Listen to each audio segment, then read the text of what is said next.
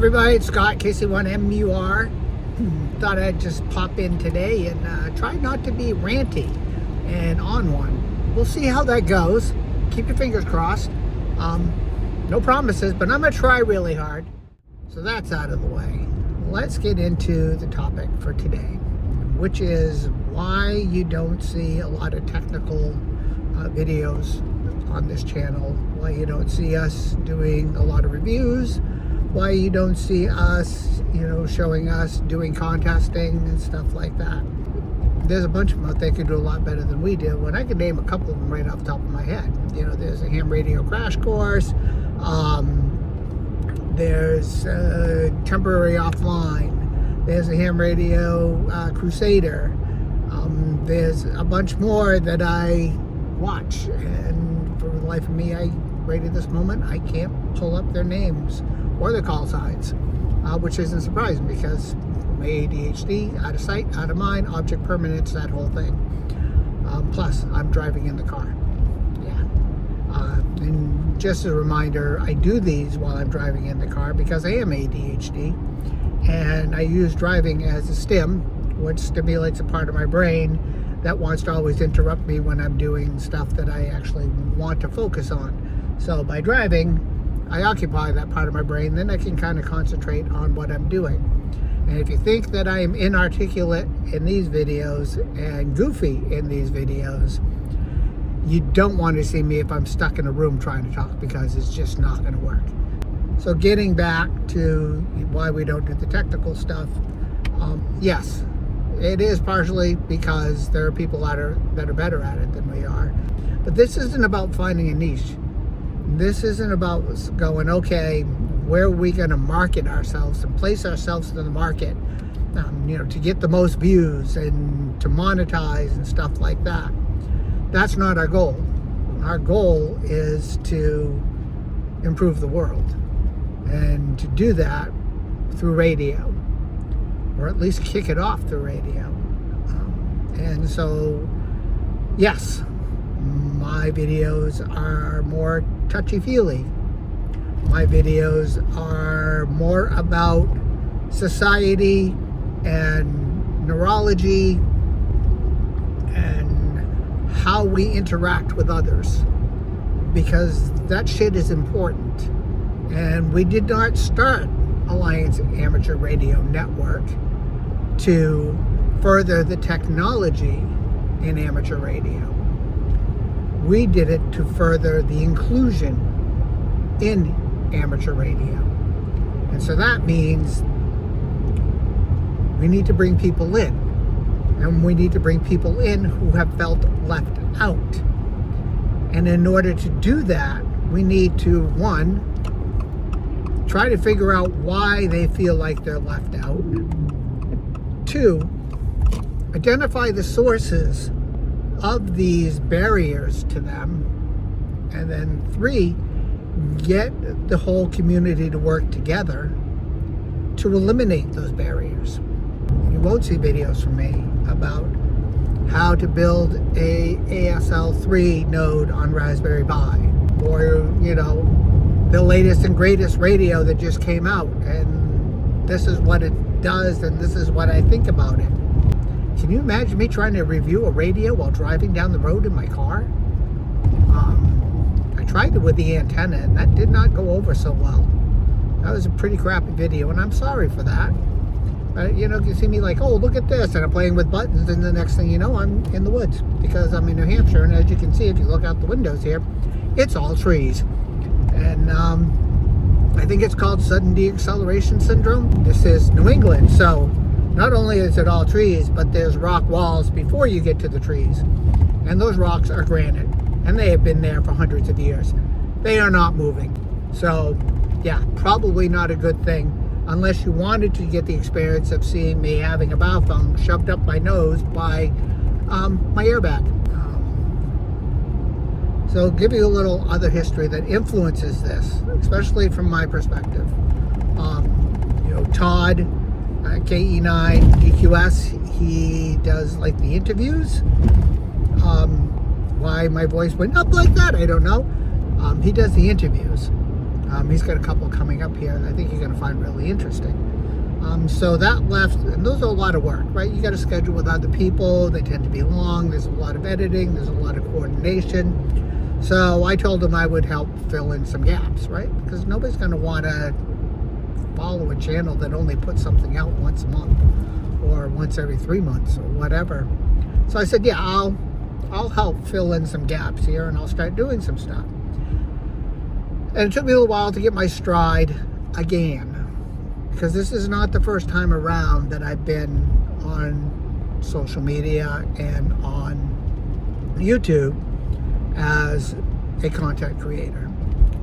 Back in 2014, I got into the ketogenic diet. And this was long before big foods decided that they wanted to get involved with keto and, start padding their pockets and make shitty food and call it keto, by the way. And so I did that. I was kind of unique because I was a male in a mostly female-dominated space. And I also took a different approach than my peers. That I took the approach that I was going to be science-based and food science and health science, but I was also going to try to look at the other factors when it comes to food and dieting and the bigger picture of addiction and how depression and social pressures can really affect how you eat, what you eat, and how you approach dieting, how you feel about yourself, which is also a big factor. And it turned out that that was something people wanted. And in 2015, 2016, I was consistently in the top 5 in that segment as far as creators. I had across social media a little more than 1 million followers. I really focused on affordability too. What can you do with so little? Because when you switch to ketogenic diet and you raw dogging it the way it was back in the day, it means a lot of meat. Meat's expensive. So how can you stretch it? What you can do? You're changing your whole approach to food. Eliminating your breads, your pastas, your rice. So in other words, all your sides that you've got really used to. And I figured out some ways, pretty creative and popular ways to change that, and some recipes that help fill some of those gaps that did not involve cauliflower. If you know, you know.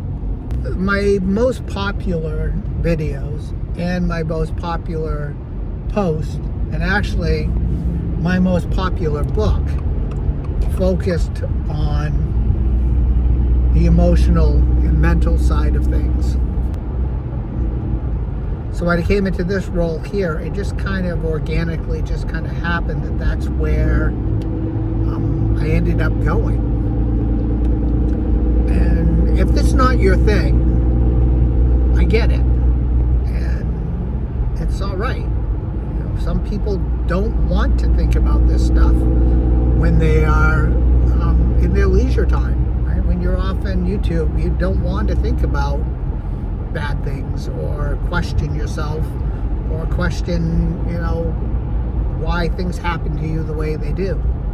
I hope that you do spend some time doing that because it's good for you and it'll help you in the long run. Just like helping others will help you in the long run. And not being an asshole towards others will help you in the long run. Yes, I said that. Don't be an asshole to others and it will come back to you. That's why you're probably not going to find things very often on this channel that are going to help you with the hardware of ham radio.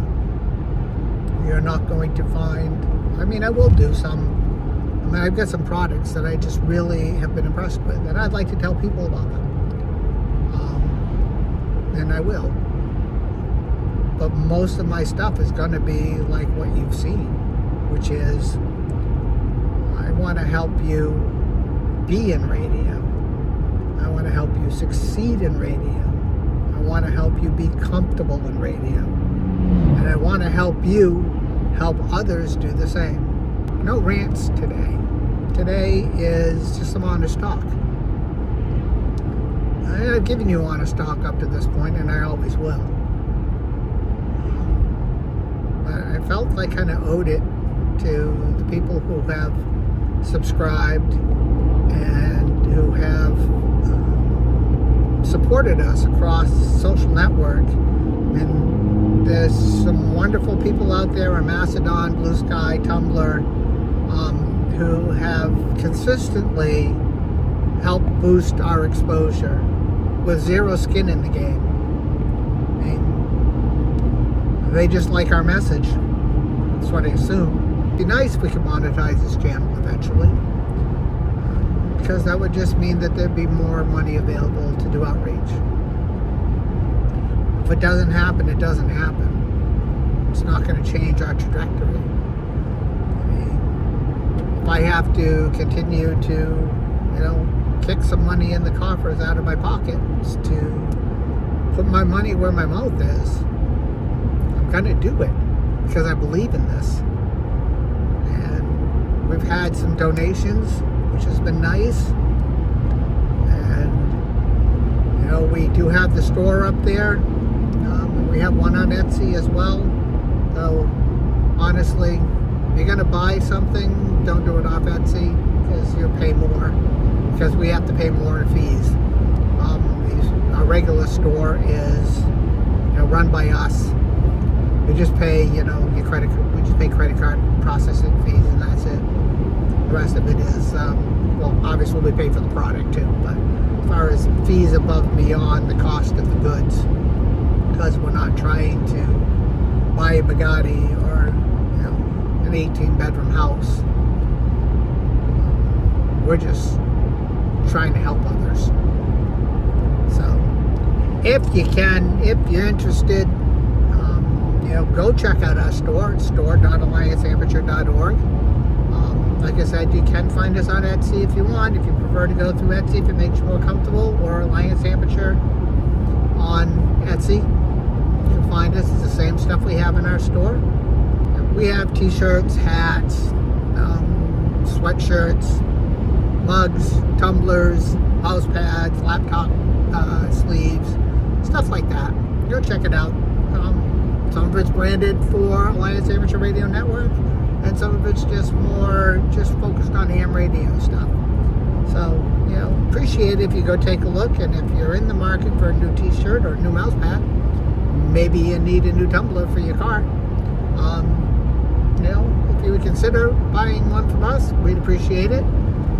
Anything we make off it after we pay the bills is going to go towards, supporting the community. And at this point, our next focus to try to do some good is our scholarship that we're planning.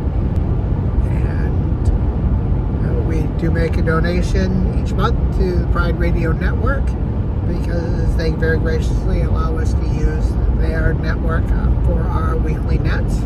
Encourage you to go check out their page, and maybe toss a few bucks their way for what they do for us and for the radio community in general. We just kind of do what we have to do. So I appreciate you. If you made it this far, thank you. I hope you have a great day, and I hope that you will come check us out again. This is KC1MUR. I'll be clear on your final. Nothing.